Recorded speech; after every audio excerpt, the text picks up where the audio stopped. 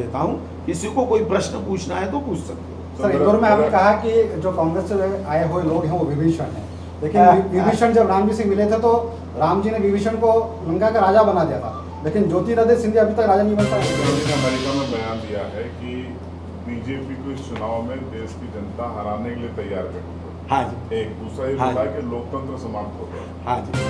आपने पेटलाबाद में कांग्रेस की तुलना सिगरेट के पैकेट से। तो मेरा सवाल था कि प्रधानमंत्री आवास योजना बहुत बढ़िया योजना है, लेकिन एक विषमता की आप बात कर रहे थे, विषमता मुक्त सरकार। शहरों में आप 2,60,000 रुपए दे रहे हैं उसी आवास के लिए, और गाँव में आप 1,30,000 रुपए दे रहे हैं। ये विषमता कब दूर होगी? काफी सारे 9 साल की उपलब्धियां बताई, लेकिन इन सब उपलब्धियों के बाद भी कर्नाटक में हार का लेकिन ज्योतिरादित्य सिंधिया अभी तक राजा नहीं बन पाए हैं। भैया 8 मंत्री बन गए ना भैया मध्य प्रदेश में, ज्योतिरादित्य जी के साथ आए हुए हैं। कैसी बात कर रहे भैया? ये तो बयान आपने जो सही है कि विभीषण है, जब कांग्रेस से जो लोग आए हैं। देखो ऐसा नहीं, मुझे प्रश्न पूछा गया, 2 प्रश्न पूछे गए। एक प्रश्न पूछा गया कि आप क्या कांग्रेस के विधायकों को चुराते हैं? तो पहली बात भाई साहब, चुराने की बात है कि भैया, क्या वो जो विधायक आए किसी ने बंदूक दिखा के गाया क्या? किसी ने तलवार बता के गाया क्या?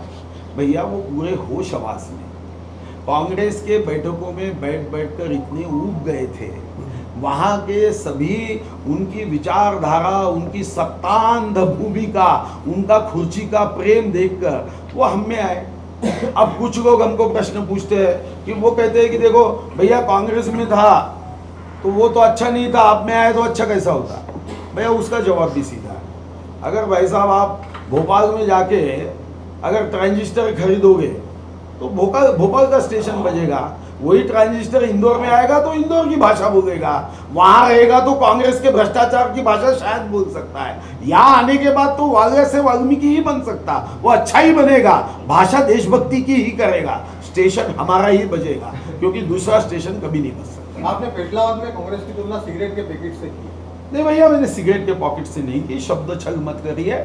मैंने ऐसे कहा कि सिगरेट के पॉकेट पे जैसे चेतावनी लिखी होती है कि सी फॉर सिगरेट, ये हेल्थ के लिए हमें सावधान रहना चाहिए, हेल्थ के लिए बड़ी खतरनाक है, तो वैसे ही कांग्रेस पार्टी में ये चेतावनी मैं बता रहा हूं कि ये देश के प्रगति के लिए, हेल्थ के लिए, विकास के लिए ये खतरनाक है, और ये खतरनाक है ये बताने की आवश्यकता नहीं, देश ने देखा है ना भैया। इन्होंने तो हमको मिलो खिलाया था एक जमाने में भैया, इन्होंने आतंकवाद, मैंने मुंबई का 26/11 देखा है, 1993 का बॉम्ब स्फोट देखा है, अफजल गुरु को फांसी मत दो, यही वो कहने वाले 23 नेता है। देखो भैया, औरंगजेब का उदात्तीकरण नहीं हो सकता। आप एपीजे अब्दुल कलाम को सम्मान से अपने खांधों पे ले सकते हो, अफजल खान, औरंगजेब, इसको धर्म के चौकट में नहीं बैठाना चाहिए।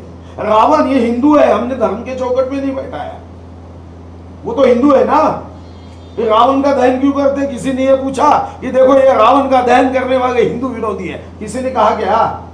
फिर औरंगजेब को कुछ कहने वाले मुस्लिम विरोधी कैसे हो सकते भैया? वो मुस्लिम विरोधी कैसे हो सकते?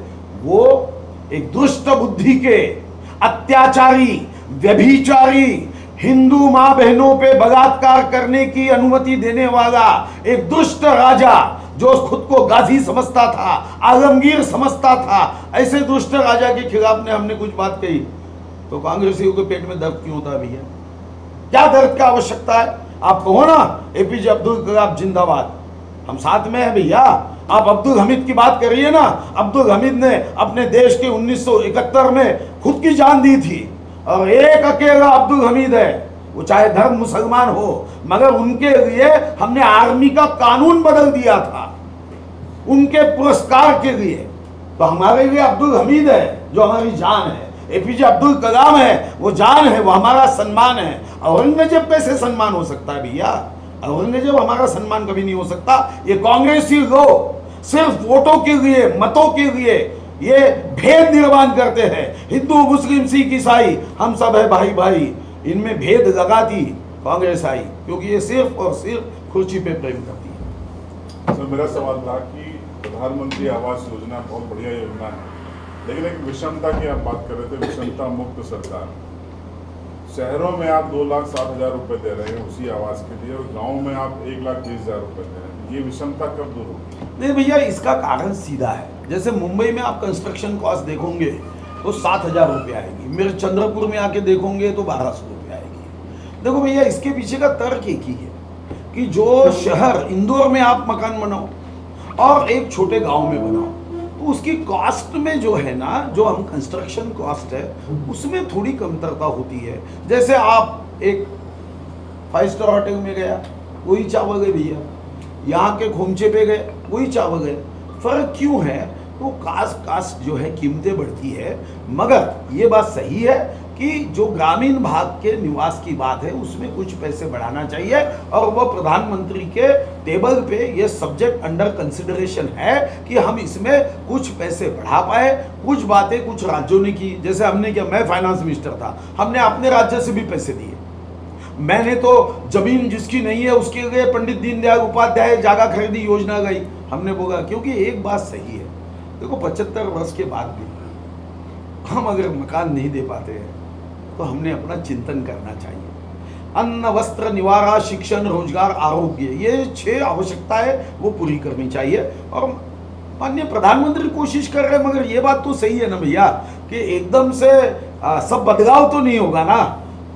जैसे कोई गंगोत्री से गंगा निकल गई तो गंगा सागर का पात्र तो हरिद्वार में तो नहीं बनेगा ना। तो विकास की गंगा निकली है तो आगे तो बढ़ते जाएगी, आगे विकास होते जाएगा, हमारा देश आत्मनिर्भर भी बनेगा। 1750 में हम पूरे विश्व में सोने की चिड़िया, दूध की नदियां बहती है, इसलिए तो हम पे आक्रमण हुए ना। अगर हमारा देश बीपीएल रहता तो कौन आक्रमण करने आता था? हम तो विश्व में पैसे वाले थे। राहुल गांधी ने अमेरिका में बयान दिया है कि बीजेपी को इस चुनाव में देश की जनता हराने के लिए तैयार कर दी। हाँ जी। एक दूसरा ये हाँ बोला कि लोकतंत्र समाप्त हो गया। हाँ जी। देखो, मुझे आज भी याद है 12 जून 1975 में तो कॉलेज स्कूल में पढ़ता था, बहुत छोटा था। वहाँ के न्यायमूर्ति ने स्वर्गीय इंदिरा जी के खिलाफ जब निर्णय किया कि प्रधानमंत्री ने अपने अधिकारों का दुरुपयोग किया और उन्होंने कहा कि आप प्रधानमंत्री कार्यालय जा नहीं सकते, तो बड़े लोकतंत्र का सम्मान किया था भैया। तुर्कमान गेट पे क्या किया? केरल में सगे भाई बहन को एक खटिया पे कपड़े उतार के आपने सुगाए। आप लोकतंत्र की बात करते हो, और राहुल गांधी जी कर रहे हैं कि यहाँ की जनता हमको मतदान नहीं करेगी। देखो, ओलंपिक में अगर झूठ बोलने का गोल्ड मेडल बनाया गया तो राहुल गांधी जी को ही मिलेगा, और उसका साइज बढ़ा के मिलेगा। देखो ये कोई बात है? अच्छा, वो कहेंगे क्या मोदी जी की सरकार आएगी? देखो, उनको तो ये कहना ही होगा कि मोदी जी चुन के नहीं आ सकते। ये अगर नहीं कहेंगे वो, तो उनके राष्ट्रीय अध्यक्ष शायद उनको पार्टी से निकाल देंगे।